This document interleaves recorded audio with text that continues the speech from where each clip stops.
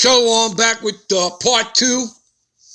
Again, prophecy and the Lord's revenge.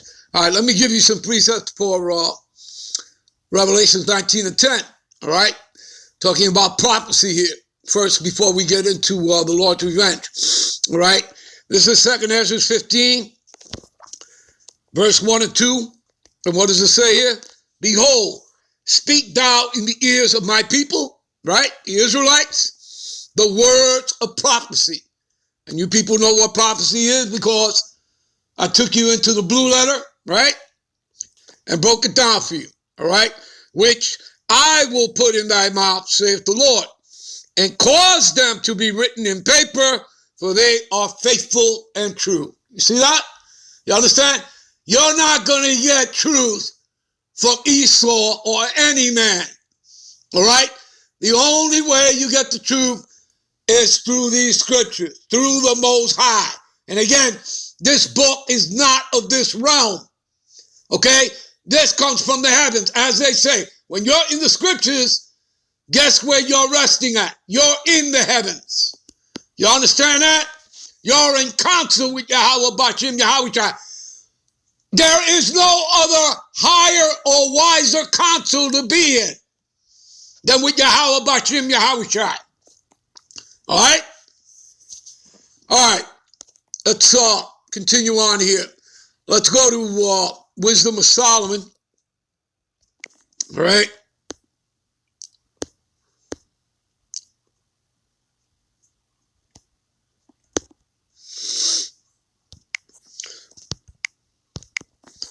And what does it say here? Wisdom of Solomon 8 and 8.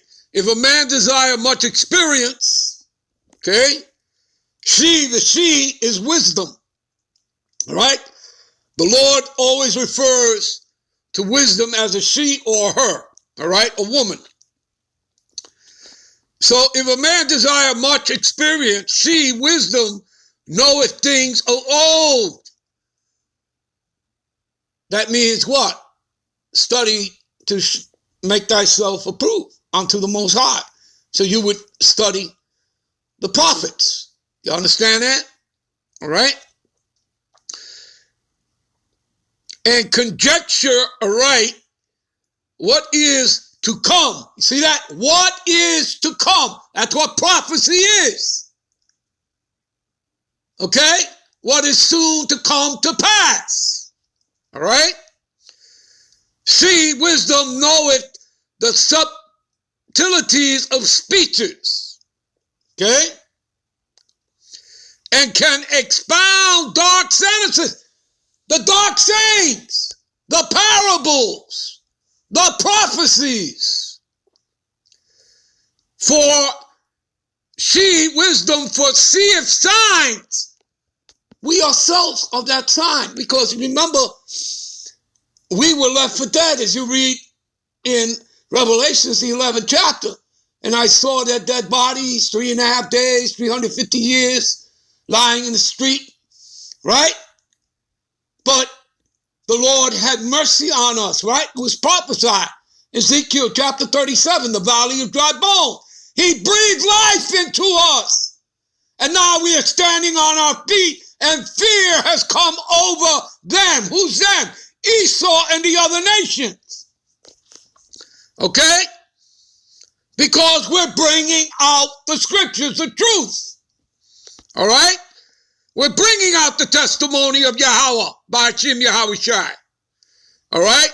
So, she, wisdom, foreseeth sign, and did not the Lord say, when this takes place, right, the earthquakes, okay, and this happened, within the stars and the moon, all right? Didn't he say all that? All right? This would be the beginning of telling you what time you're in. You're at the end. Okay? You're at the end. Signs and wonders and the events of season. See? And there's a season for everything. Just like for every kingdom. Okay? The Lord raised those kingdoms up. And we're about to get into that. All right? He put those kingdoms up and he also took them down, whether it's the Babylonian kingdom whether it's the Medo-Persian kingdom, whether it's Esau, first time coming into power as the Macedonians, Alexander the Great and his father, King Philip the Macedonian. And they call themselves the Greek because they call themselves after the lands they conquered. They're not the original Greeks. And eventually they morphed into the fourth and final beast of Roman Empire. All right, the Herodian dynasty. Okay, and they're not the Europeans either. All right, because all of that was all Japhet. That's why you have to know history. All right, let's jump to 1 Corinthians. Give me a minute. All right, this is 1 Corinthians 14:5. I would that ye all spake with tongues, but rather that ye prophesied. You see that? For greater is he that prophesieth than he that speaketh with tongues, except he interpret, that the church may receive edifying. And that's what we're here to do, to edify the church, the elect of Israel. Not all of Israel, but the elect of Israel. You understand? All right. Let's jump to 1 Corinthians, the 15th chapter.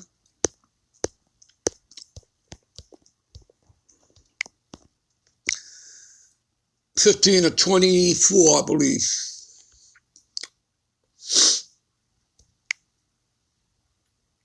See, then cometh the end, right? Again, what does it say in Matthew's, right? The 24th chapter, all right? You know that this word shall go out to the four corners of the earth. Then the end shall come. That happened in 2007 through the internet. All right? That is what does the heavy work here. All right? Is putting up these videos.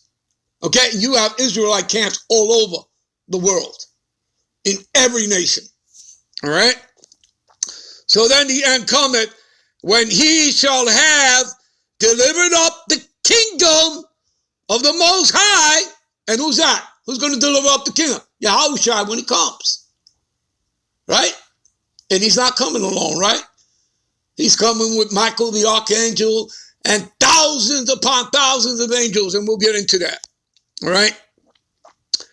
So even the Father, when he shall have put down all rule and all authority and power. See that? So where do you, the hell you people get the idea that the Lord is coming back here with love, hugs and kisses, or flowers and candy? That's not in the scriptures, people. All right? That's not scriptural. It's not biblical.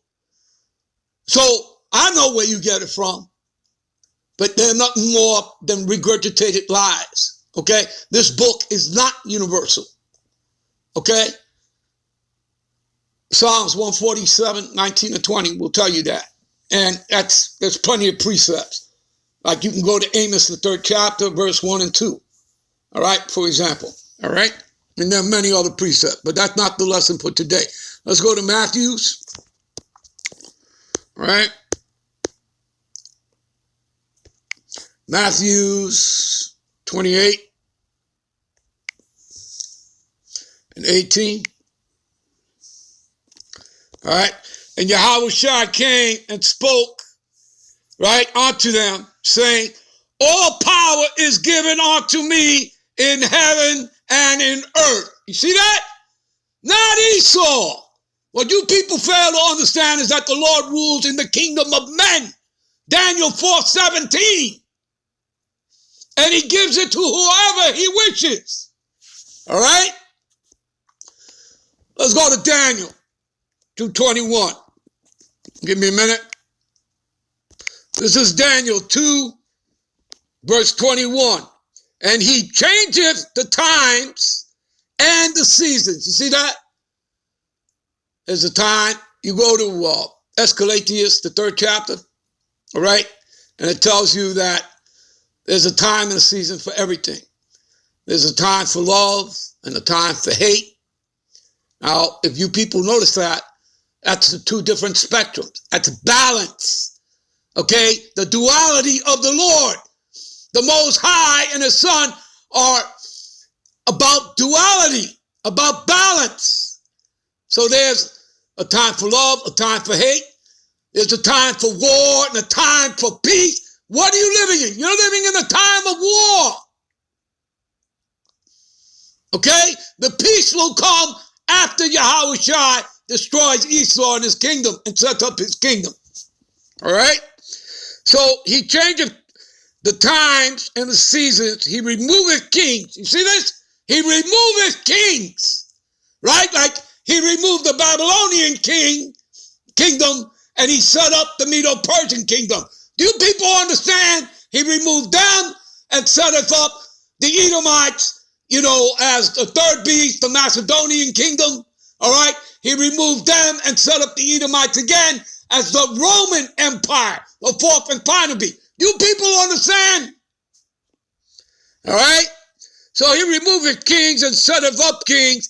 He giveth wisdom unto the wise and knowledge to them that know understanding. You see that? So to be a part of the elect, to be in concert with Yahushua, you had to be chosen, and you were chosen, you were groomed, all right, and brought in when ready, because you would have the understanding of the scriptures. You understand that? That gift was given unto you when you were a spirit. All right? All right, give me a minute. Again, we just finished reading that he setteth up kings and he taketh down kings, right? And what does it say here? All right? Psalm 75:7. For the Most High is the judge. He putteth down one and he setteth up another. There you go. Give me a minute. All right, this is 1 Samuel 2. All right? I'll start from 6. I'm going to run through it quickly, people, because, I'm going to come back with a part 3. All right? All right, the Lord killeth and he maketh alive. Again, the Lord's duality, balance. He bringeth down to the grave and he bringeth up. See that? You understand, people? Duality, a balance. The Lord maketh poor and he maketh rich. Again, a balance, duality.